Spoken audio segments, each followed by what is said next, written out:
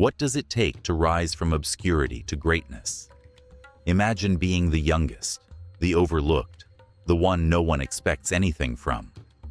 That was David, a shepherd boy tending sheep in the quiet fields of Bethlehem. But within him burned a fire that would change history forever. Courage, faith, leadership. These weren't just words.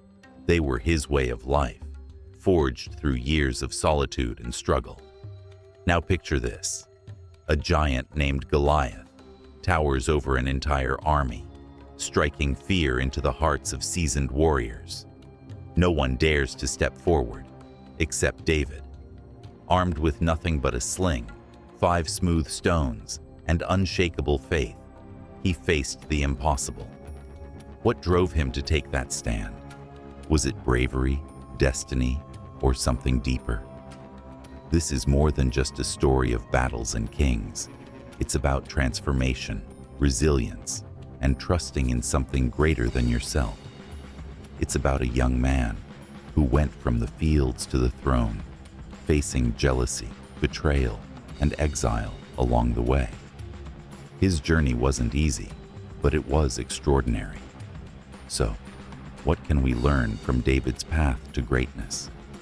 Stay with us as we uncover the untold lessons behind one of history's most inspiring figures. You won't want to miss this. David was just a boy, a young shepherd from the small, unassuming town of Bethlehem. You might think that life in the fields meant simplicity, even monotony. But let me tell you, there's something extraordinary about those quiet moments under the vast sky, surrounded by nothing but the bleating of sheep and the whisper of the wind. For David, these weren't just days spent tending animals. They were lessons etched into his soul, shaping him into the man he would become. It wasn't glamorous work, but it taught him things no classroom ever could: courage, patience, responsibility, and compassion. Imagine this: a teenage boy left alone with flocks in the wilderness, wolves prowling nearby. Lions are lurking in the shadows, bears ready to pounce at any moment. This wasn't a safe environment by any stretch of the imagination. Yet David stood his ground, time and again, protecting his sheep with fierce determination. He didn't run away when danger came knocking. Instead, he faced it head-on, weaponless, yet fearless. These battles may have seemed small compared to what lay ahead, but they forged within him an unshakable confidence, not in himself, but in God. Every victory over predators reinforced his belief that he wasn't alone, that divine strength would always be on his side. But here's the thing about shepherds: they're invisible to most people. Society tends to overlook them, dismiss them as insignificant. And David? Oh, David was invisible even among his own family. The youngest of 8 brothers, he was the runt of the litter, the one nobody paid attention to. When Samuel arrived at their home to anoint a new king, Jesse didn't even bother calling David in from the fields. Why would he? Who could possibly see greatness in a boy so young, so ordinary? Yet God saw differently. While everyone else looked at outward appearances, God searched for the heart. And David's heart? It was pure, humble, and full of potential. His years in the fields had prepared him, not just to lead sheep, but to lead people. They taught him how to care deeply, act decisively, and trust completely. In those quiet hours beneath the stars, he learned to listen, not only to the sounds around him, but also to the voice of God guiding his steps. Think about it. How often do we underestimate ourselves or feel overlooked by others? How many times have you doubted your worth because of where you come from or what you've done? David reminds us that greatness doesn't depend on external circumstances. It starts in the unseen moments, in the daily grind, in the faithfulness to what's right in front of us. Those early days of solitude gave David clarity. They showed him who he was and who he could become. And isn't that inspiring? We don't need grand stages or spotlights to begin our journey toward significance. All we need is a willingness to embrace the present, to grow through challenges, and to trust that every step matters. David's story proves that destiny often begins in the most unexpected places, with a boy and his flock under a starlit sky, dreaming of something greater than himself. So, ask yourself, what are your fields? Where is your wilderness? Because somewhere out there lies the foundation of your future greatness. The day Samuel arrived in Bethlehem was unlike any other. The air buzzed with anticipation as Jesse gathered his sons, each one standing tall and proud, hoping to be chosen by the prophet for a destiny beyond their wildest dreams. Eliab, the eldest, carried himself with an imposing stature. His broad shoulders and commanding presence seemed tailor-made for kingship.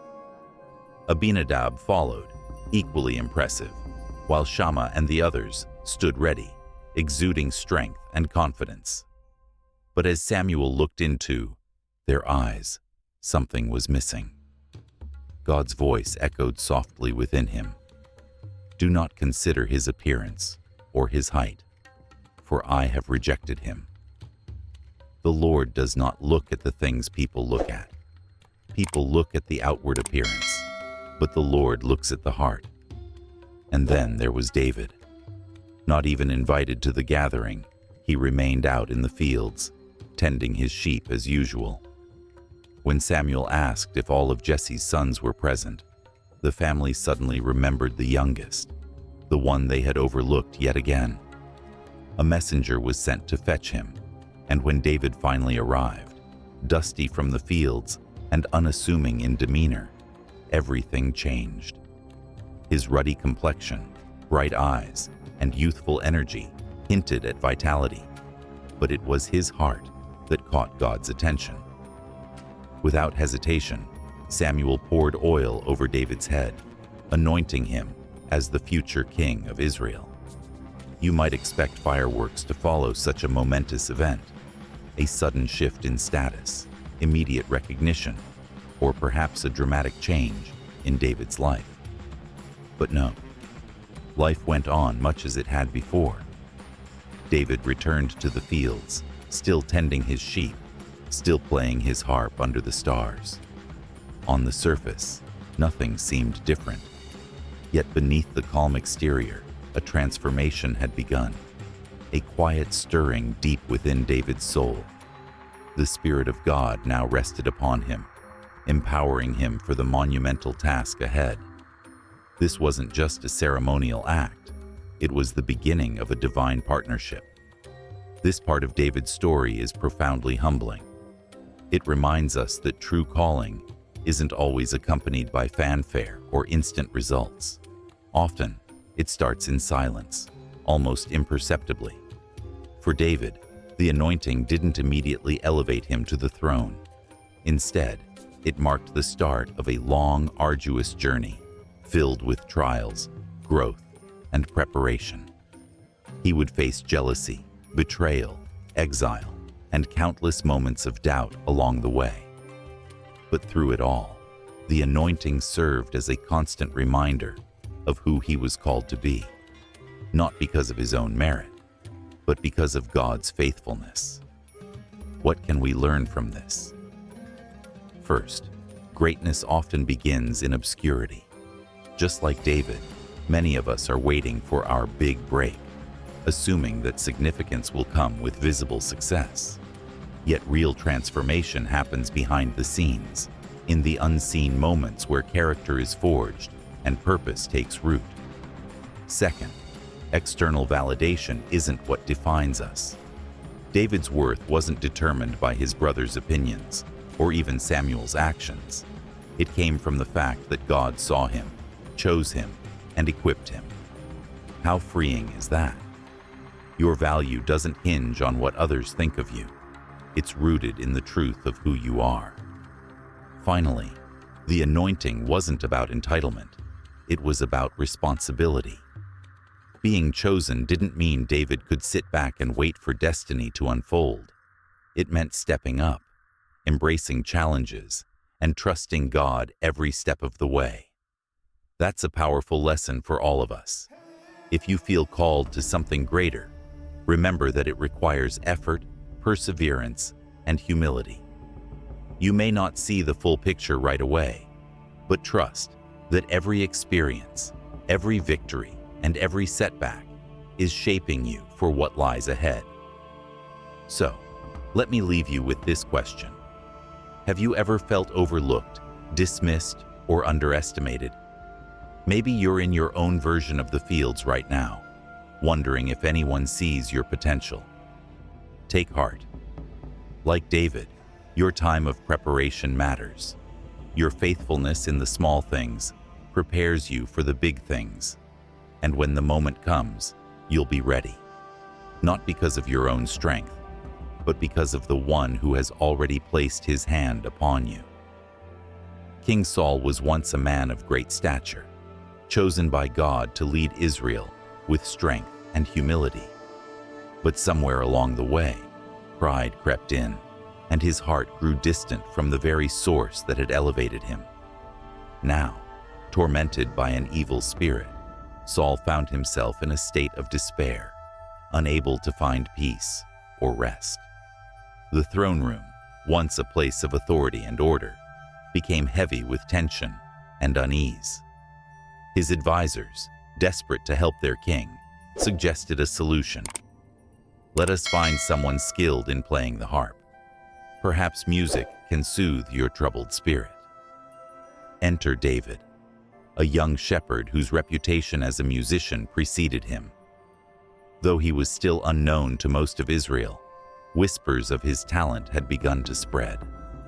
When Saul heard about this boy, who could play melodies so beautiful they seemed to echo straight from heaven, he summoned him to court.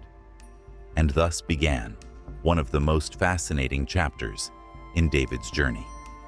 A chapter where divine purpose intersected with human need. At first glance, it might seem strange that David, destined to be king, would serve under Saul. After all, wasn't Saul the very person standing between him and the throne?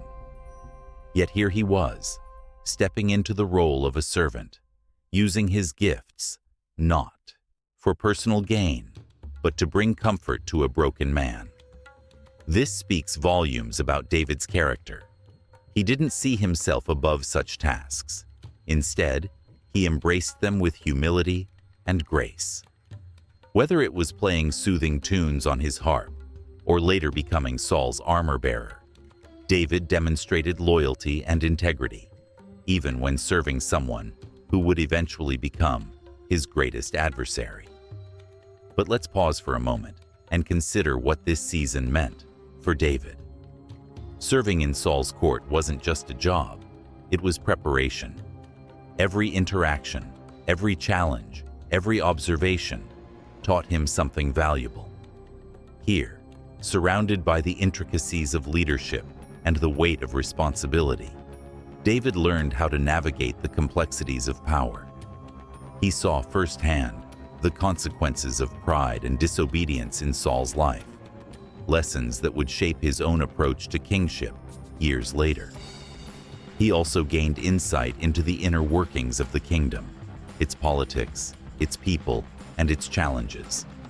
These experiences were invaluable, equipping him for the monumental task of leading a nation. And then there's the spiritual dimension. As Saul wrestled with darkness, David stood as a beacon of light. His music wasn't merely entertainment, it carried the presence of God. Imagine the scene: a troubled king sitting silently as a young shepherd played his harp, filling the room with melodies that chased away despair. It's a powerful reminder that our gifts, no matter how seemingly small, can have a profound impact when offered in service to others. For David, this wasn't about showcasing his talent. It was about being used by God in whatever capacity He called him to. This part of David's story invites us to reflect on our own lives. How often do we overlook opportunities to serve because they don't align with our vision of success? We may dream of grand stages and titles, yet true greatness often begins in the quiet acts of obedience. David didn't know that his time in Saul's court was preparing him for the throne.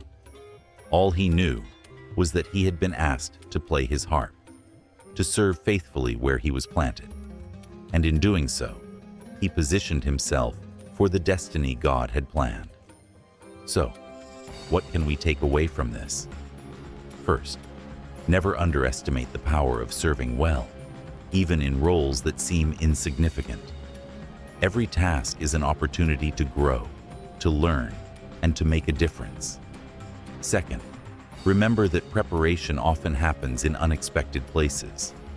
Just like David, you may find yourself in situations that feel far removed from your ultimate goal. Trust that these moments are shaping you, equipping you for what lies ahead. Finally, let your gifts be a reflection of your heart. Whether it's through music, words, actions, or simply your presence, use what you've been given to bring hope and healing to those around you. The story of David and Goliath is one of the most iconic tales in history, yet its depth goes far beyond a simple underdog victory.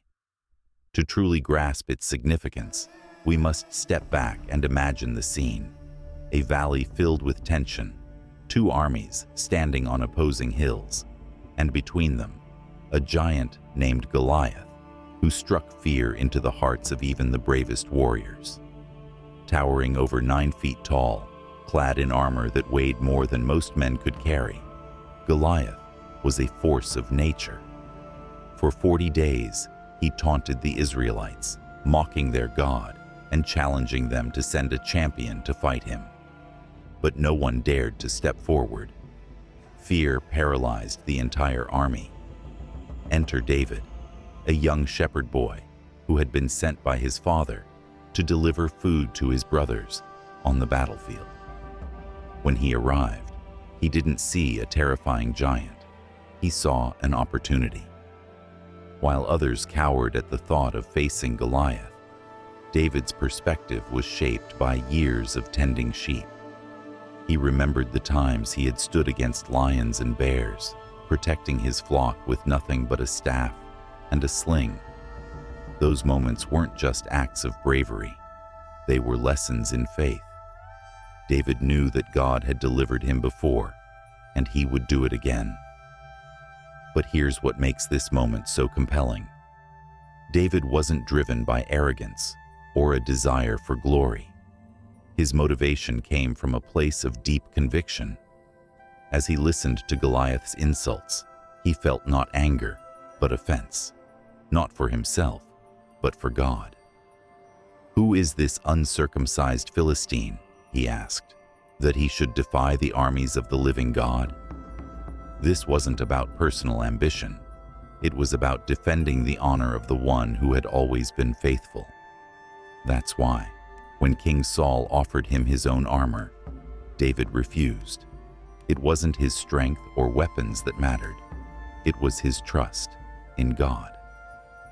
Now picture the moment when David stepped onto the battlefield. The Philistines laughed at the sight of this boy, armed with only a sling and 5 smooth stones. Even Saul's soldiers likely doubted whether this decision was wise. But David carried something far greater than physical weapons: unshakable faith. As he approached Goliath, the giant sneered, threatening to tear him apart and feed him to the birds. But David responded with words that still echo through time. "You come against me with sword and spear and javelin, but I come against you in the name of the Lord Almighty, the God of the armies of Israel, whom you have defied." With that declaration, David reached into his bag, took out a single stone, and slung it with precision. In an instant, the giant fell.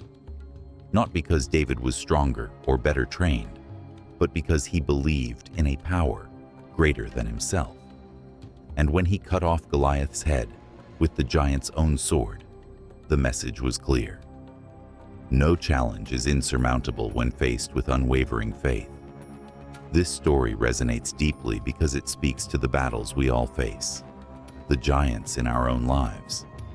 Maybe yours isn't a literal opponent, but a circumstance that feels overwhelming: fear, failure, rejection, or doubt. Whatever it is, remember this: giants exist to remind us of our need for God. They expose our limitations so we can lean fully on His strength.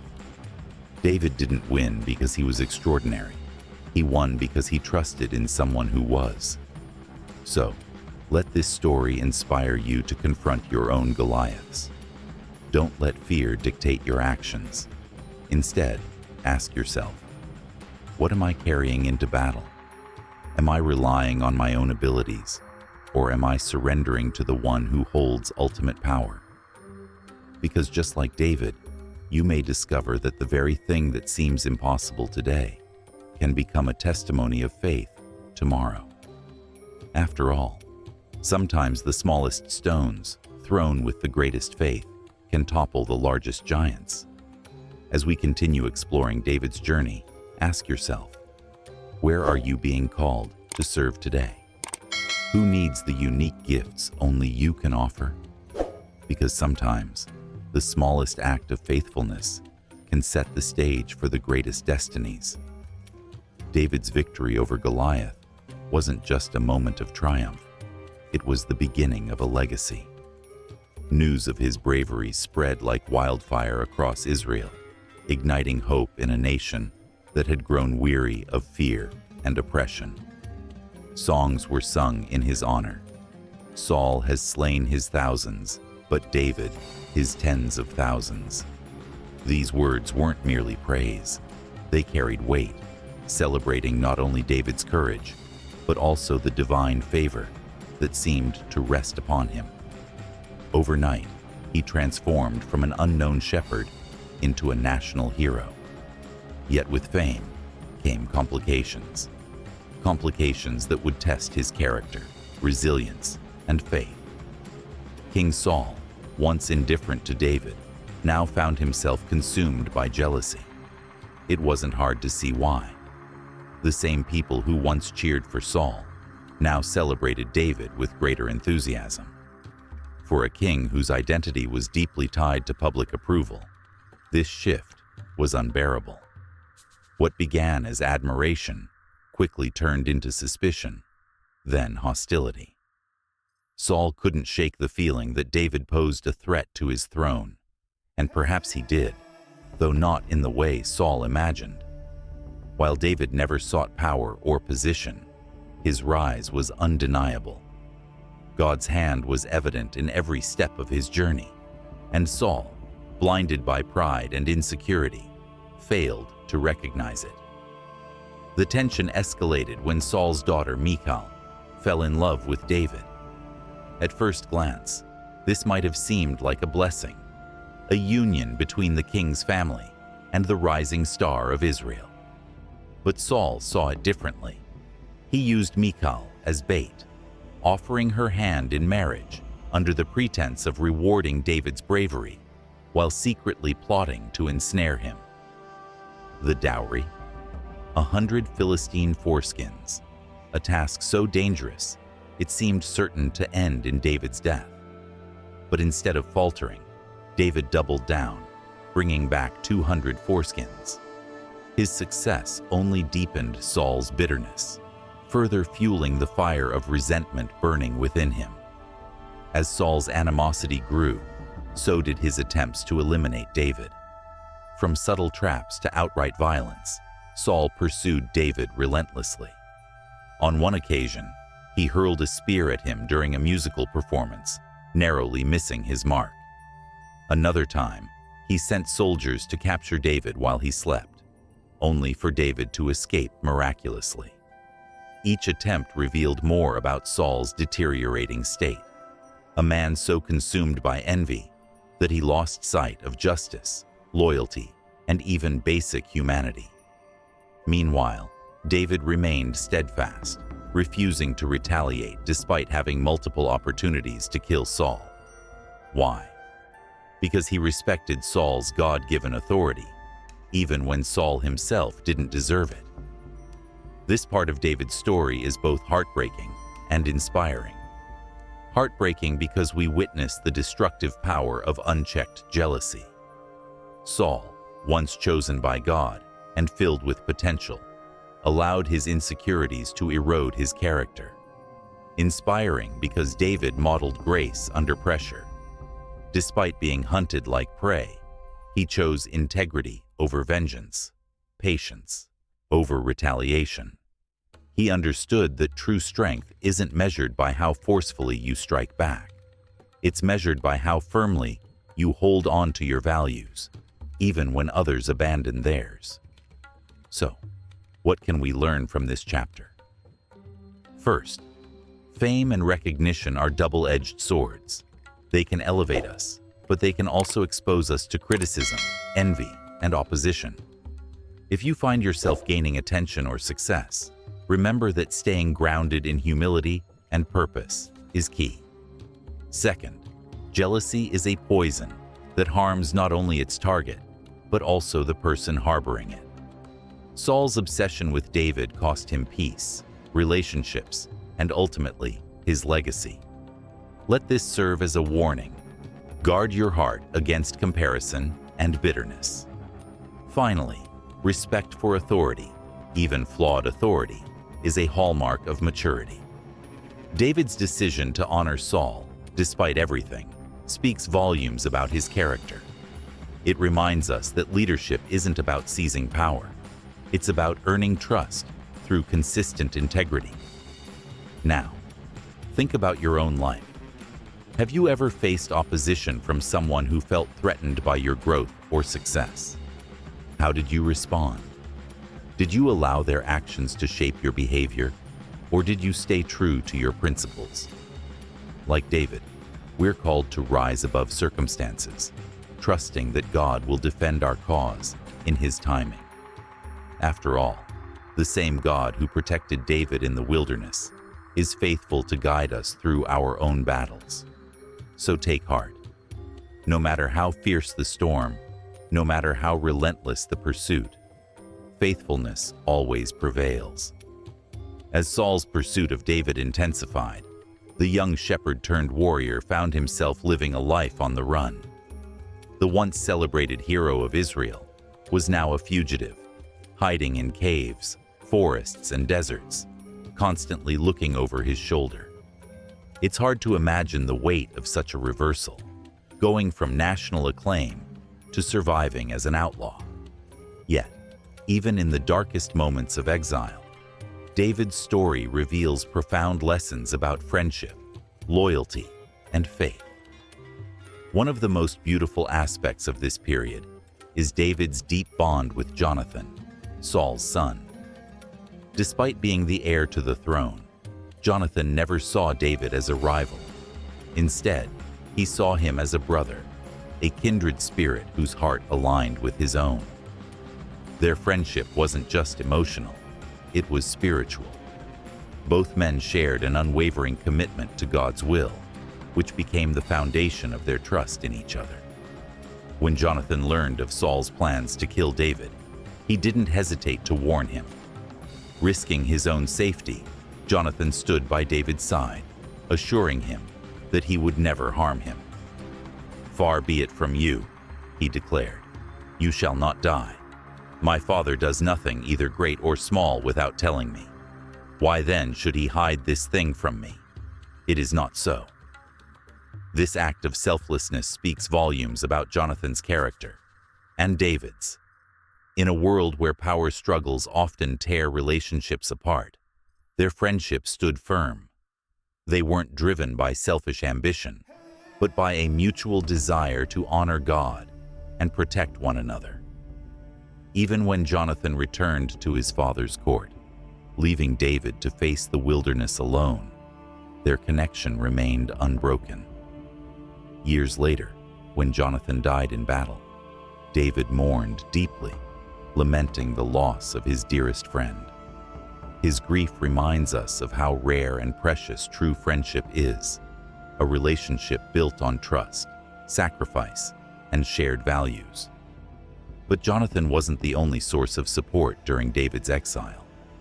Over time, he gathered a band of loyal followers, men who were described as distressed, indebted, and discontent. These were society's outcasts, people who had nowhere else to turn. Yet David welcomed them, leading them with compassion and purpose. Together, they formed a ragtag army, united not by wealth or status, but by a common need for refuge and direction. This unlikely group became David's first experience in leadership, teaching him the importance of caring for those who are overlooked and marginalized. He didn't see them as liabilities. He saw them as individuals worthy of dignity and belonging. Living as a fugitive also tested David's faith like never before. There were days when survival felt impossible, when enemies closed in on all sides, and when despair threatened to overwhelm him. Yet through it all, David maintained a posture of humility and dependence on God. On one occasion, he found himself hiding in a cave, only to discover that Saul, his greatest adversary, had unknowingly entered the same cave to relieve himself. For a brief moment, David held Saul's life in his hands. His men urged him to strike, seeing it as divine justice, but David refused. Instead, he cut off a corner of Saul's robe as proof of his restraint, later confronting Saul outside the cave to demonstrate his innocence. "See, my lord," he said, "you have no reason to fear me. I am not your enemy." This act of mercy is staggering. David could have ended his suffering in an instant, yet he chose respect over revenge, patience over retaliation. He understood that Saul's position as king was ordained by God, and taking matters into his own hands would dishonor that calling. This level of self-control is extraordinary, especially considering the immense pressure David faced. It shows us that true strength isn't about domination. It's about discipline, about trusting God to fight our battles in His timing. What can we take away from this chapter of David's life? First, authentic friendships are invaluable. Surround yourself with people who encourage, challenge, and stand by you, even in difficult times. Second, leadership begins with serving others. Like David, we must learn to value those society dismisses, recognizing their potential and offering them hope. Finally, adversity reveals character. How we respond to challenges defines who we are. Will we react in anger, or will we choose grace? Will we seek shortcuts, or will we wait on God's perfect plan? David's years in exile weren't wasted. They refined his faith, expanded his capacity for empathy, and prepared him for the responsibilities of kingship. So, as you reflect on your own journey, ask yourself, who are your Jonathans? Who stands beside you in the trenches? And more importantly, how can you be a Jonathan to someone else? Because even in the wilderness, we're called to live lives marked by love, integrity, and trust in God's promises. David's years in exile were far from a detour. They were the crucible where his character was refined, his faith deepened, and his leadership skills honed. This period of wandering and hardship wasn't just about survival. It was about preparation. It was in the wilderness that David learned what it truly meant to lead, not through titles or authority, but through trust, resilience, and unwavering faith in God. These lessons didn't come easily. They were forged in the fire of uncertainty, betrayal, and constant danger. Yet, out of these trials, emerged a leader who would one day unite a divided nation and establish a legacy that endures to this day. One of the most striking aspects of David's leadership during this time was his ability to inspire loyalty. The men who followed him weren't seasoned warriors or noblemen.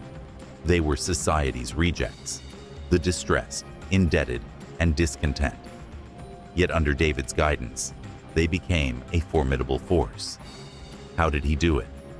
By seeing their potential when others saw only flaws. He treated them not as liabilities, but as individuals worthy of dignity and purpose.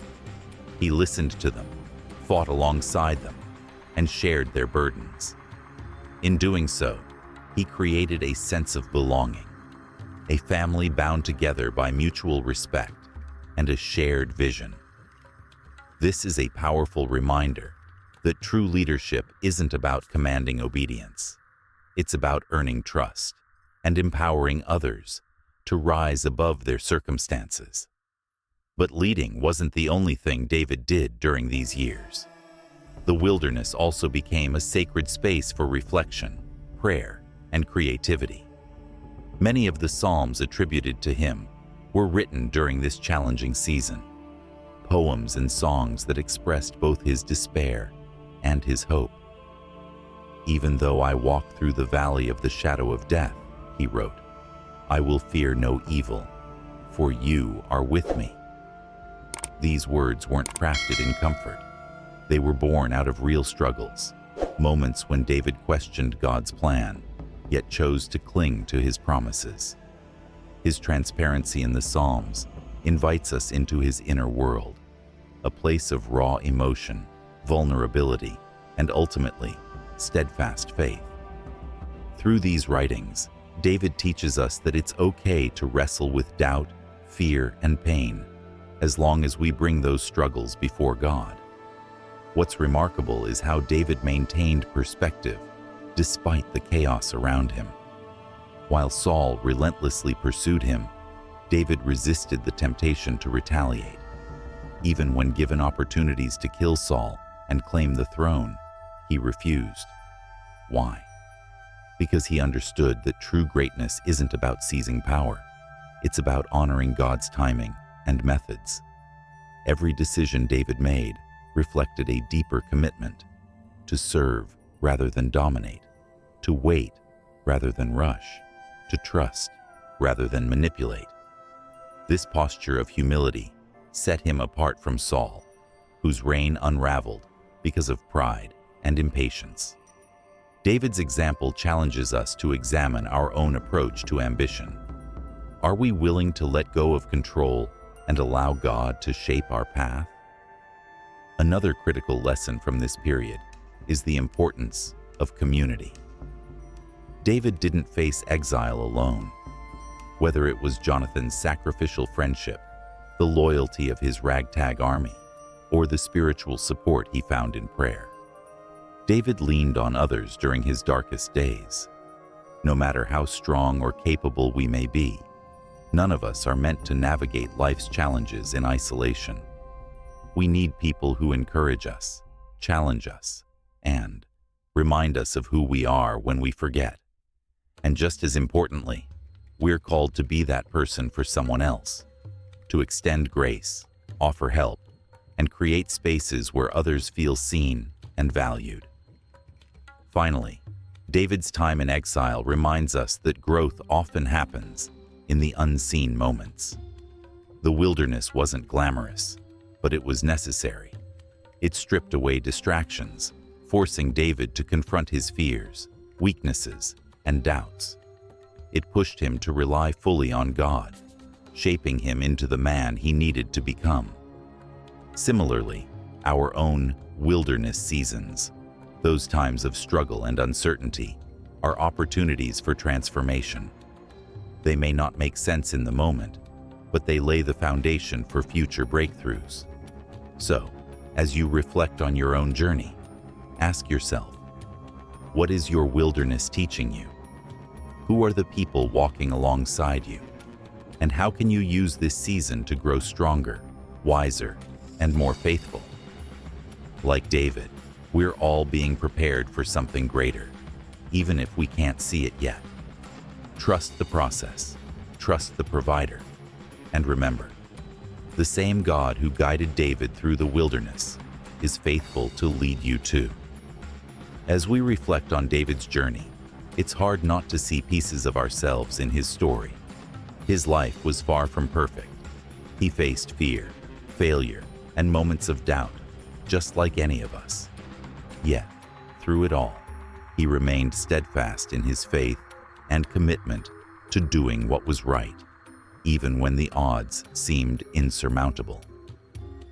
What strikes me most is how David's humility and trust in something greater than himself became the foundation for his strength. It wasn't his skills or his victories that defined him. It was his heart. And that challenges me to ask, what defines us? Is it our achievements, or is it the quiet choices we make every day? The key lesson here is clear. Greatness isn't about where you start, but who you choose to become. Courage isn't the absence of fear. It's acting despite it. Faith isn't blind optimism. It's believing in possibilities beyond what we can see. Leadership isn't commanding others. It's serving with integrity and purpose.